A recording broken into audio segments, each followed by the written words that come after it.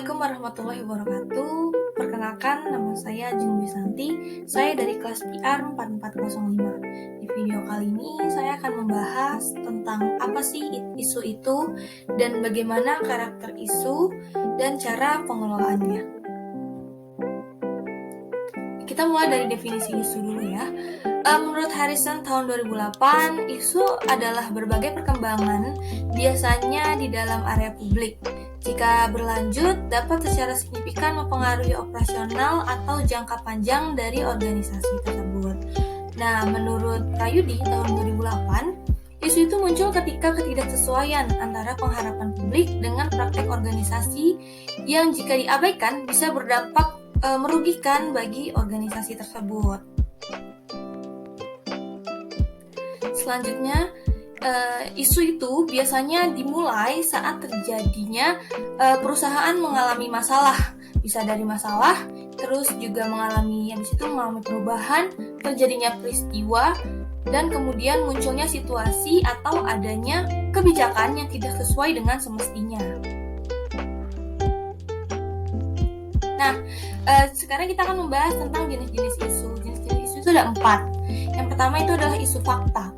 Isu fakta itu merupakan isu yang tidak perlu dipertentangkan. Dan yang kedua itu ada isu definisi atau kategori. Isu ini bisa memiliki lebih dari satu definisi atau lebih baik untuk didiskusikan dalam ruang dewan, dalam diskusi media, dan terkadang dalam pengadilan. Yang ketiga itu ada isu nilai. Isu nilai meliputi apakah suatu isu itu berdampak baik atau buruk, etis atau tidak etis, benar atau salah. Dan yang terakhir itu ada isu kebijakan, yaitu meliputi pertikaian atas tindakan yang harus diambil pada situasi tertentu. Dan itu diambil menurut Crabble dan Fibert.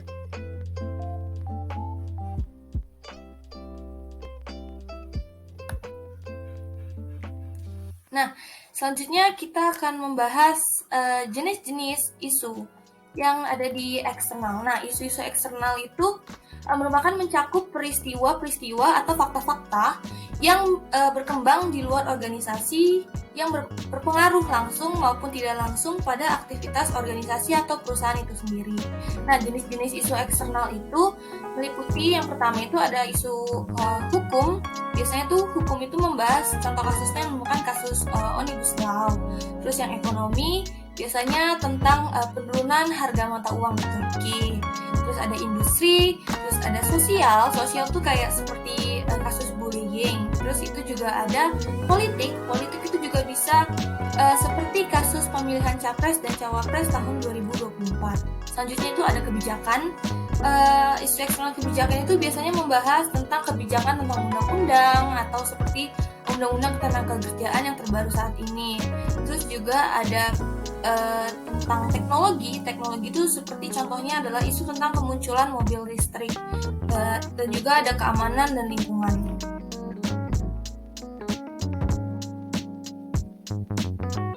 Selanjutnya adalah kita akan membahas tentang aspek-aspek jenis isu. Nah, isu itu juga memiliki aspek. Yang pertama itu adanya aspek dari dampaknya defensif dan ofensif isu. Nah, defensif isu itu adalah isu yang membuat cenderung memunculkan ancaman terhadap organisasi. Nah, karena organisasi harus mempertahankan diri nih agar tidak mengalami kerugian reputasi. Nah, sedangkan ofensif isu itu adalah isu-isu yang dapat digunakan untuk meningkatkan reputasi perusahaan. Nah, kedua aspek itu memiliki keluasan isu. Nah, keluasan isu itu terdiri dari isu universal, advokasi, selektif, dan praktis.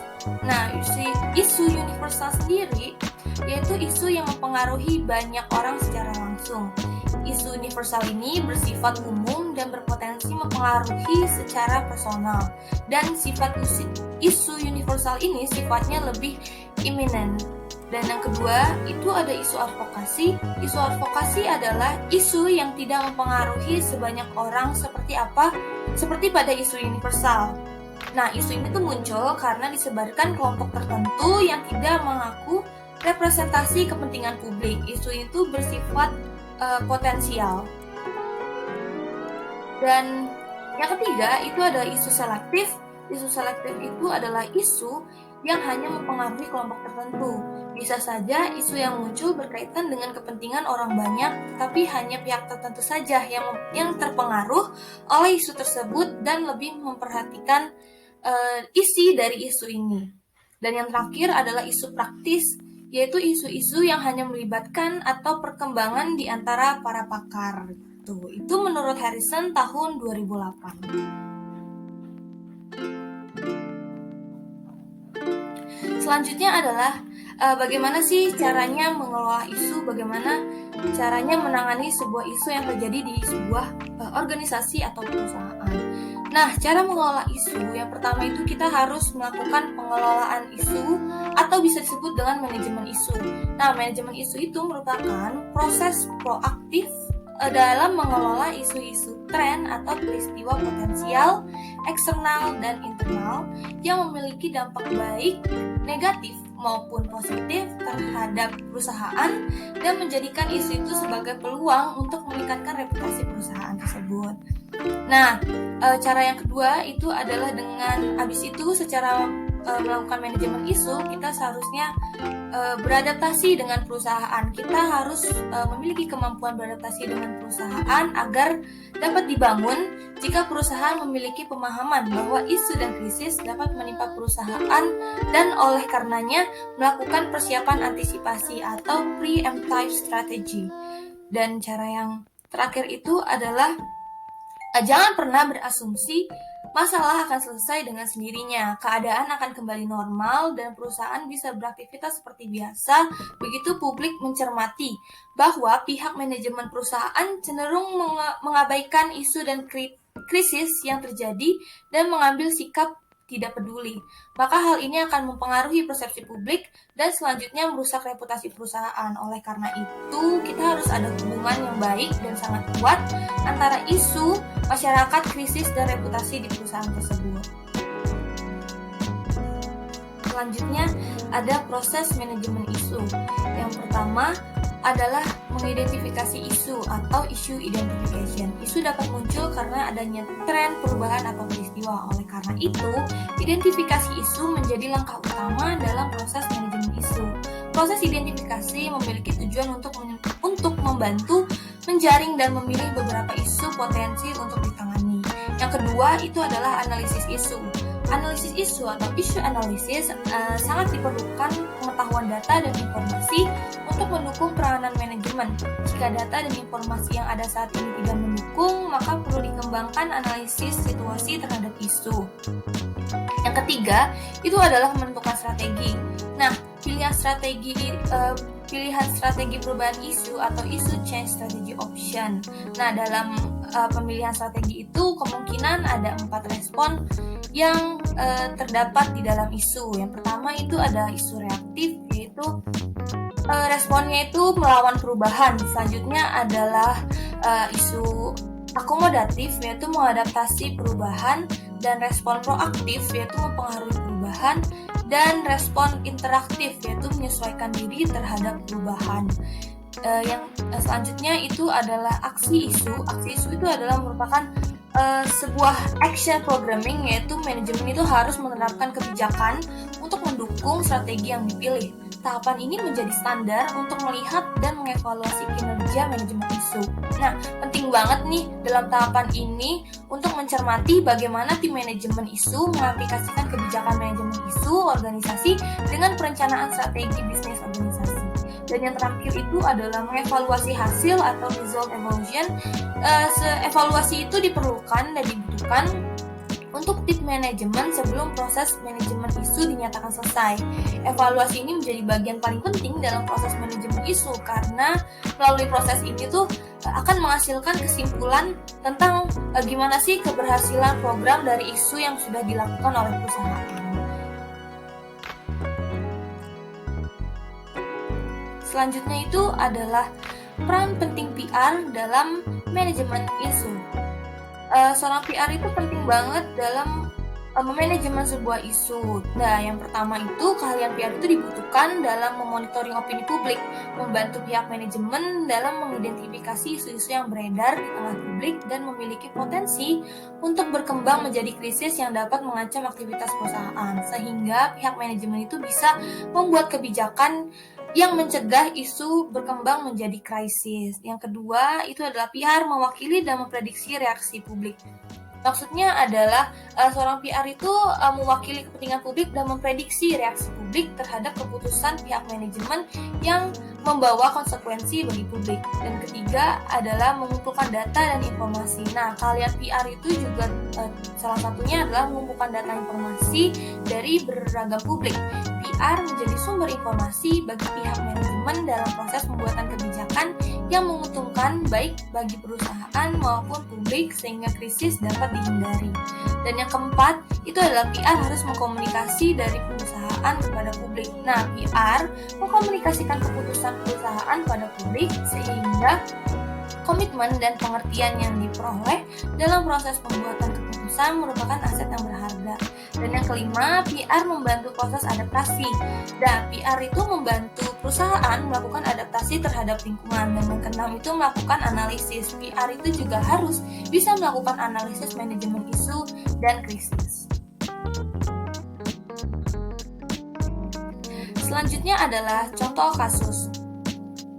Bisa dilihat di PPT ini, kasusnya itu pada bulan Juni 2021 di media sosial sedang diramaikan dengan kasus public relation yang menangani Twitter KAI Komuter Line membahas laporan pelecehan seksual dan khalayaknya dengan tidak bagus. Nah, dari kasus di atas ini kita bisa dikatakan sebagai isu nilai karena meliputi apakah isu itu baik atau buruk, etis atau tidak etis, benar atau salah. Kasus ini pun menjadi bahan isu di media sosial lantaran tanggapan yang dinilai tidak sopan dan malah tidak memberikan konfirmasi apapun kepada korban.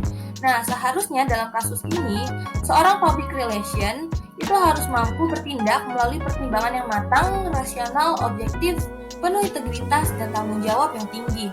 Jika tidak, konsekuensinya itu adalah dapat menciptakan berita yang tidak terkontrol dan sensasional sehingga berdampak merugikan citra baik perusahaan.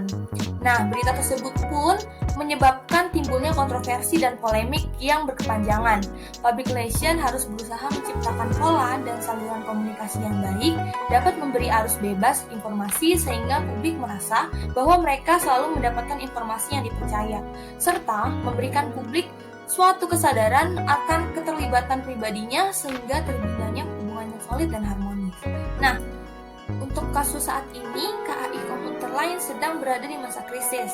Menurut The Situational Crisis Communication Theory yang digagas oleh Timothy Wickham dan Holaday, perusahaan itu harus berupaya melindungi publik dan stakeholder dari kerugian dan kerusakan daripada melindungi reputasi organisasi. Nah, perusahaan itu juga harus memperhatikan keselamatan dan keamanan publik dan stakeholder, serta menjadikannya sebagai prioritas utama dalam menghadapi situasi krisis. Dari kasus tersebut dapat disimpulkan bahwa saat terjadi situasi krisis atau isu langkah pertama adalah mengatasi akibat krisis yang menimpa korban, lalu bertanggung jawab dalam singkat dan memberikan ganti rugi atau memberikan informasi yang jelas kepada korban mengenai bagaimana proses evakuasi dan kejelasan suatu masalah. Dan upaya lanjutan yang dilakukan oleh pihak KAI Komuter Line adalah mengunggah sebuah tweet berupa foto pada akun Twitternya @komuterline bahwa pihaknya telah bertemu dan secara langsung menyampaikan permohonan maaf kepada pengguna yang mengalami pelecehan seksual di KA 142 pada 4 Juni 2021. Nah, nggak hanya itu, KAI Komuter Line merupakan pertemuan lanjutan dengan korban yang berlangsung di Stasiun Jatinegara pada 5 Juni 2021. KAI Komuter Line telah menyampaikan sejumlah dukungan data yang diperlukan korban untuk meneruskan laporan ke polisi, serta berjanji untuk selalu mendampingi proses laporan ke polisi dan selalu menjadikan kontak dengan korban. Nah, public relation itu dianggap juga sebagai ujung tombak bagi perusahaan sehingga public relation itu harus memahami kekuatan dari penerapan etika. Nah, berusaha memberikan penerangan, kualitas terbaik, dan kontribusi positif terhadap perusahaan dan publik. Dan jangan jadikan kewajiban, tetapi jadikan sebagai bentuk pelayanan. Kerjakanlah sesuatu dengan penuh makna, bukan hanya asal kerja saja. Nah, dari itu kita melihat dari manfaat menggunakan teknik ISU itu adalah itu dengan bisa meningkatkan market share. Selain itu juga ISU efektif itu kita bisa meningkatkan reputasi perusahaan, menghemat uang, dan membangun hubungan yang baik antara publik dengan perusahaan atau dengan perusahaan yang lainnya.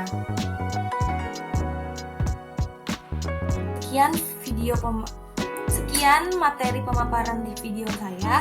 Kurang lebihnya mohon maaf. Wabillahi taufiq wal hidayah. Wassalamualaikum warahmatullahi wabarakatuh.